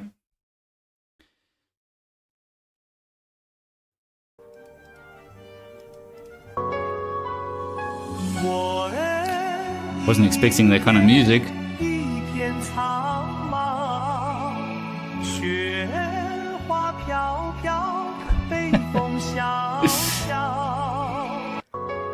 Oh, That's boy. a strange. Wow. Yeah. And is that Chinese Kanye? Yeah, yeah. I mean, they that's got the same they got the thing. words right? Because I know, like, oh my fucking God, people need clever AI references, generally got words possibilities. Wow. all messed up and stuff. This But is yeah, it's, nuts, man. What the fuck is all this? Wait, so they're trying to fix the shows that they didn't like? My prompt was a high quality shampoo ad for women.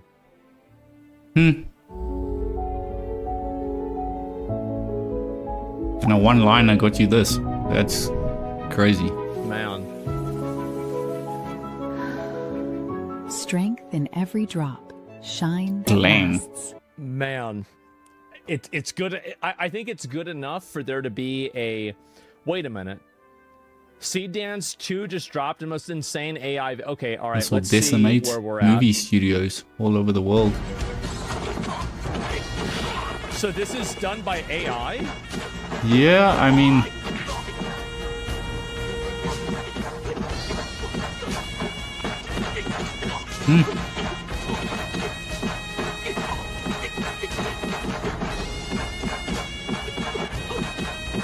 it's looking pretty convincing. Jackie Chan is back, bro. Like, yep.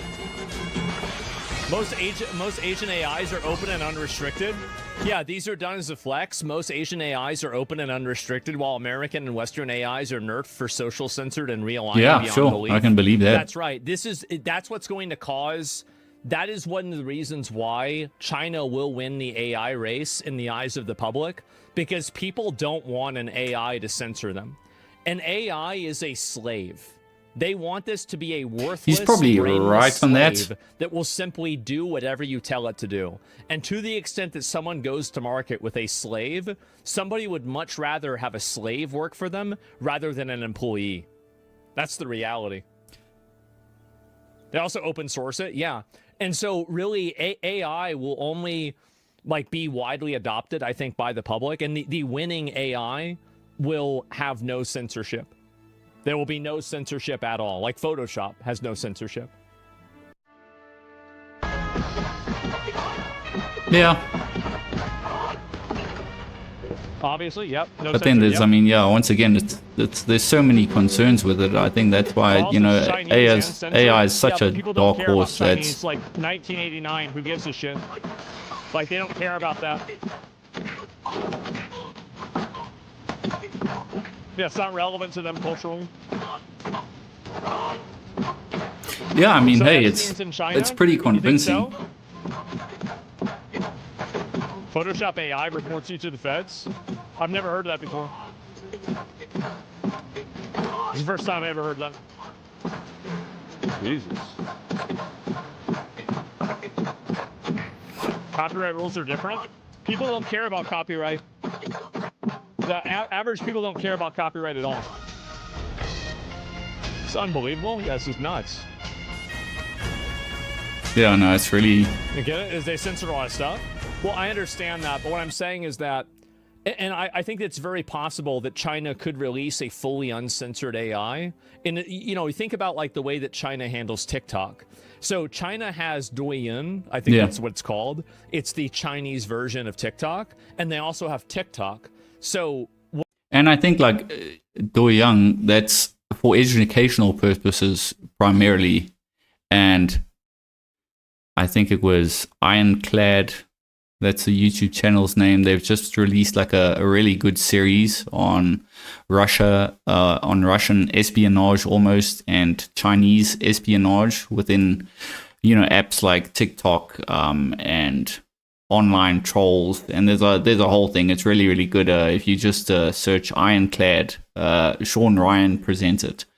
It's a 10-episode documentary. I think they're like on episode 2 now. But yeah, that's really, really good, and it goes into all the details about it. And yeah, it's a really big problem that a lot of the time it just gets overlooked because, of course, you know, the world is there's so many issues in the world, I suppose. But yeah, it's a huge problem, and I just think with AI, it's inevitable that it is unfortunately going to, you know, it's either going to be used for good, but you know, once again, knowing the fallen state of man's nature, it's probably going to end up in disaster. And I think, you know, once again, it is also, China is leading in terms of their nuclear plants. I do know that they've got a whole bunch more nuclear plants than America at the moment. Once again, I know I'm not American, but I did watch I think it was also by Sean Ryan. There was a guy that was addressing the power plants, the nuclear power plants. Yeah, and China's definitely ramping it up. And I think it's naive of people to not take it seriously. But I think people are so disillusioned by how great AI is going to be and what it can offer, you know, humanity, that they tend to overlook the bad things that could happen from it. But it is inevitable, I suppose, that it will probably end up replacing and changing the way we see life, I suppose. And it will be probably catastrophic. what I think could happen is that they could have a censored version that they release for Chinese audiences, and they could have an uncensored version that they release for global audiences. And I think in the instance where there is a global release that's relatively uncensored, it will beat out all of the other censored AIs easily, because why would somebody want to go on something that's controlled by... They don't want to have Mark Zuckerberg tell them what they're allowed to look at or think or see. Why would they want to have Mark Zuckerberg or Jeff Bezos or Elon Musk tell them what they're allowed to see?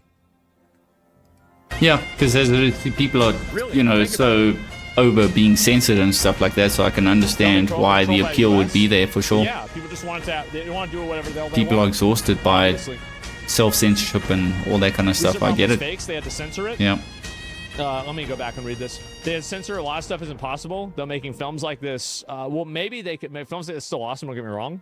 I think that things will change more and more, and also like. I mean, I think it's obviously inevitable that they're obviously going to make films like that. It's released with source code too. And also, if you think about all the average stuff that's coming out of Hollywood these days, and all the liberal agendas that are being pushed into movies and series, it sort of makes perfect sense. The main reason why people want AI. Yeah. This game will change your life. Probably not. So whatever is going to make the best porn, that's what people are going to want to see. It's just the way it is.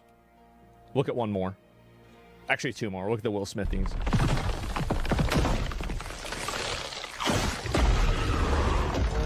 Uh-oh. It's the thing. Oh, wow. Look at that.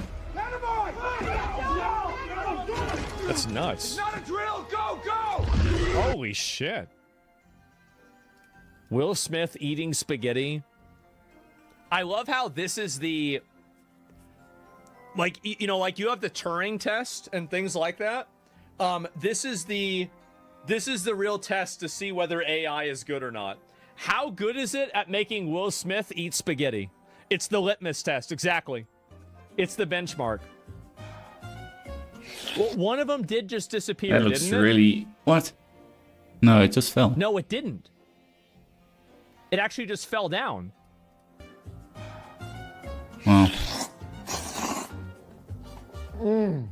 That's the good stuff. And that's a wrap. Man.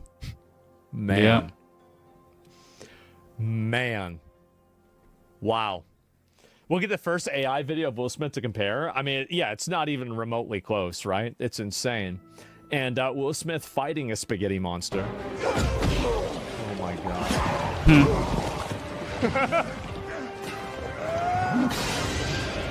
Wow. Yeah, the detail's really good. Honestly, after looking at this, it's going to be probably 2 more years, and this is going to be better than Marvel movies. Like, new Marvel movies. Not like, you know, Infinity War. Yeah. But, like, it's going to be better than, like, the shitty Marvel movies, for sure. And, oh my god, Men in Black 13? yeah, exactly, right? What were you doing? You were on Epstein Island? What were you doing? How could you? Ah, come on, Jerry. You know I can't talk about that. What? It's a sable. So, Jerry? Hey, did you hear about the new place on 5th? They've got a great chicken salad. You were Sure, on subject Epstein change. Island? What were you doing? How could you? Ah, come on, Jerry. You know I can't talk about that. Oh, come on, Jerry. Oh, man. And it's not Jerry. It doesn't matter, right? I mean, they're going to make it better, just like it has been made better more and more and more. Okay, one more. Last one. Man, I mean, that looks really convincing. Damn. You know what? That's a weird pivot.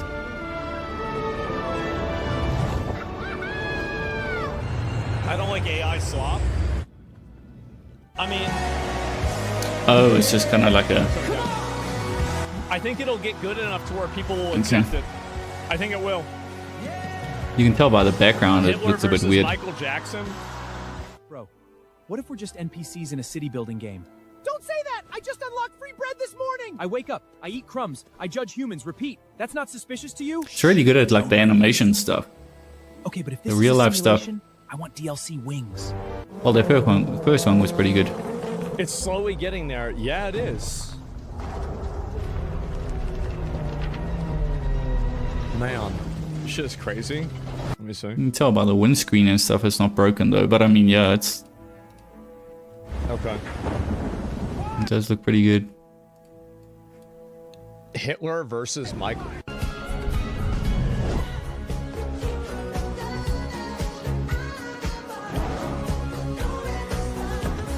It's a bit of a weird moonwalk. The ultimate battle of dance. Oh my god. Okay, alright. Alright.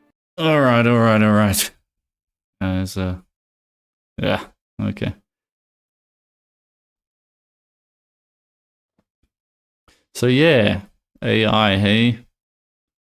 Yeah, interesting future, I suppose. But yeah, I think it's definitely probably gonna, in a couple of years' time, it's gonna be capable of replacing a lot of Hollywood films and TV series for sure.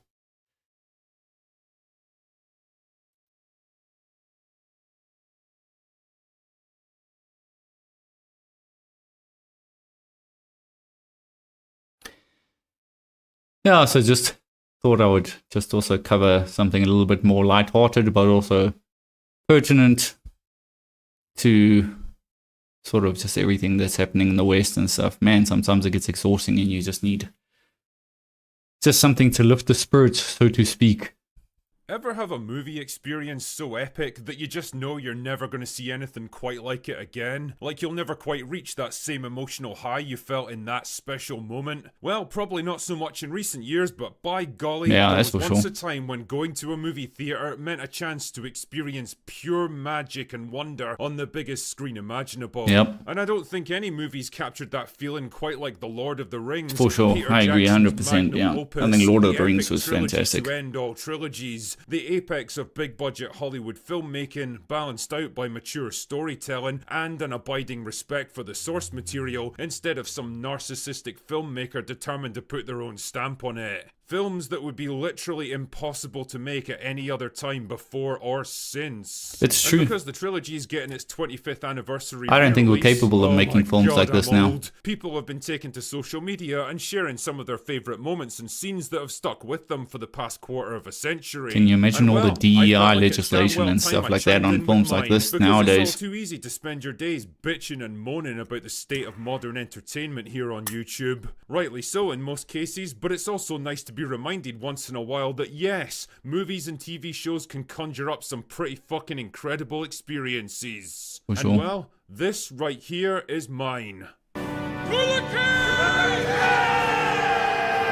This may be one of the greatest and most epic scenes, not just in the Lord of the Rings trilogy, not just in fantasy, but in all of cinema. It is fucking perfection. The build-up, the stakes, the character moments, the choreography, the soundtrack, the culmination of every story thread and character arc and decision that's been woven throughout the whole movie. For sure. This is And I think also what made Lord of the Rings fantastic was also this whole idea of there was this overarching understanding of good and evil.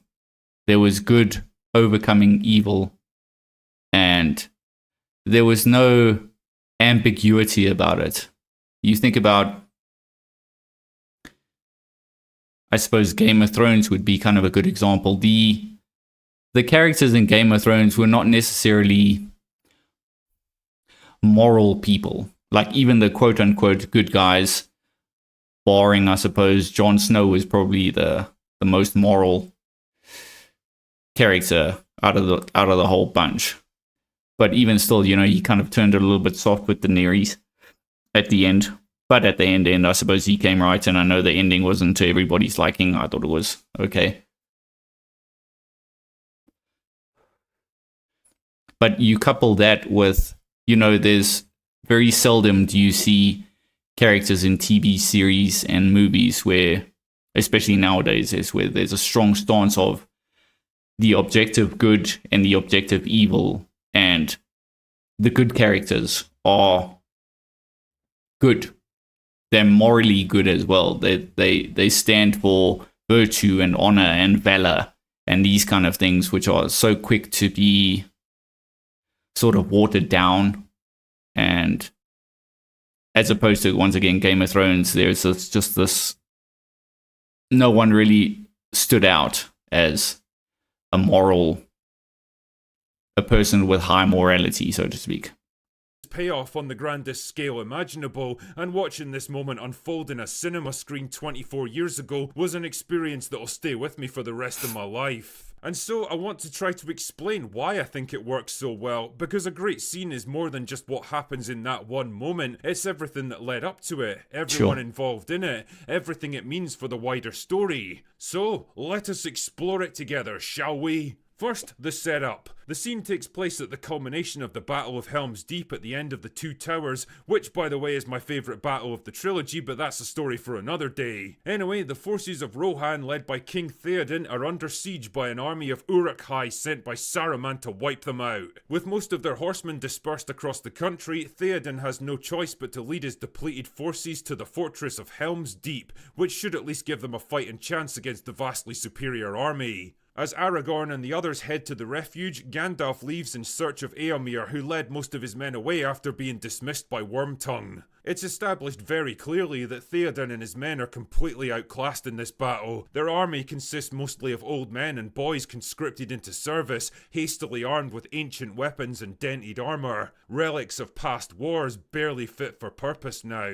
They know there's no real hope of victory. All they can really do is hold out as long as possible hopelessly and hope that outnumbered, Gandalf can get to them in time. On the other hand, there's the army of Uruk-hai, massive, powerful, overwhelming in number, and composed of the biggest, strongest, and most fearless orcs the world has ever seen. An enemy that burns and destroys everything in its path, that doesn't care about casualties and absolutely won't stop until it achieves its mission. As we were This isn't an army of invasion or conquest, it's an army of annihilation. If Helm's Deep falls, I mean, a Rohan little will bit fitting, die. I suppose. As far as stakes go, it doesn't get much higher than that. Secondly, the characters. Theoden is a man with the weight of the world resting on his shoulders, an old king in his twilight years whose mind was slowly poisoned by his chief advisor, who allowed his kingdom to fall into decline and his armies to fade away, whose own son was killed in the fighting without him even knowing about it. A man who was barely saved by Gandalf, who wakes up at last only to find his country under siege and the fate of his people balanced on a knife edge. Yeah, man. He knows that Kind his of- time is almost kind of up, fitting. that this might be his last battle, but he's determined to go down fighting.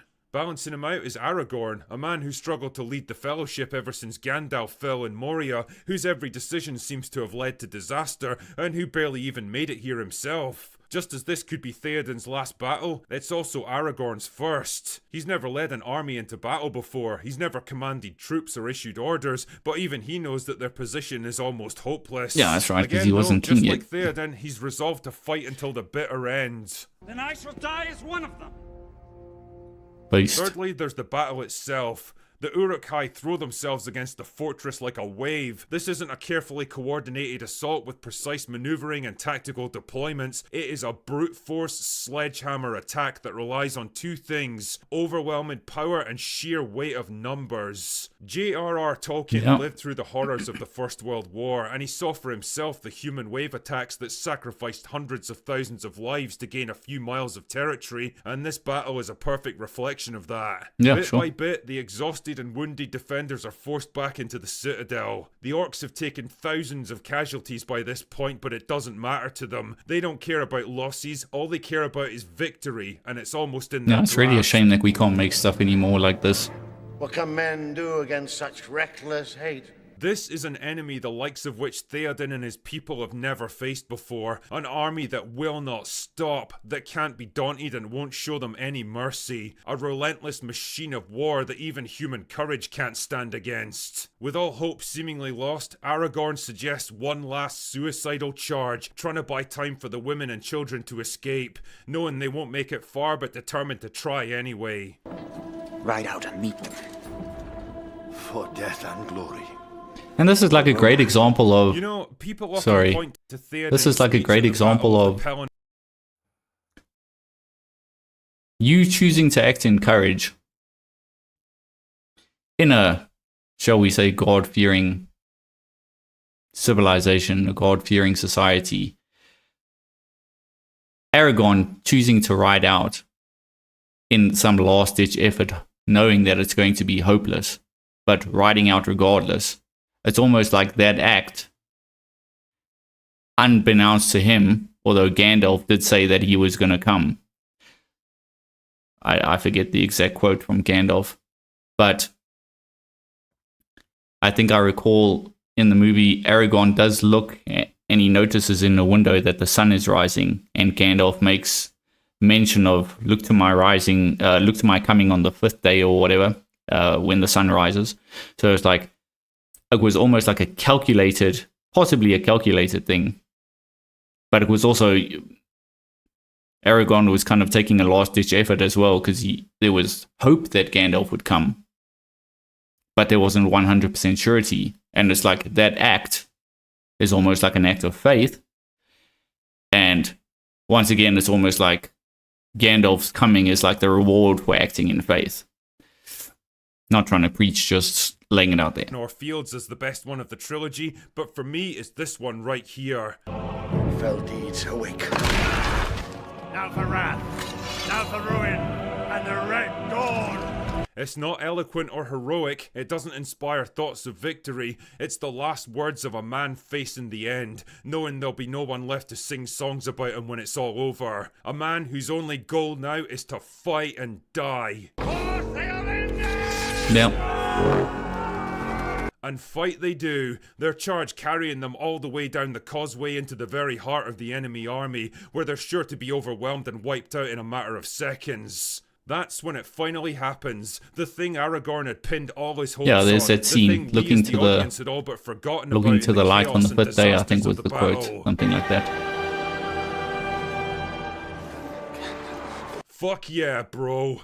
And so we come down to it at last. Gandalf arriving at the last moment to save the day with the sun rising behind him. Yeah. Éomer and his men riding to the aid of their king. And between them, an army of orcs, battered and depleted after a whole night of bloody carnage, but still very much in the fight and determined to win at any cost. Even now, the situation seems hopeless. The music you're hearing in this moment isn't triumphant, it's tragic. And there you can kind of see like the visuals, you know, it's the whole idea of, you know, light overcoming the darkness.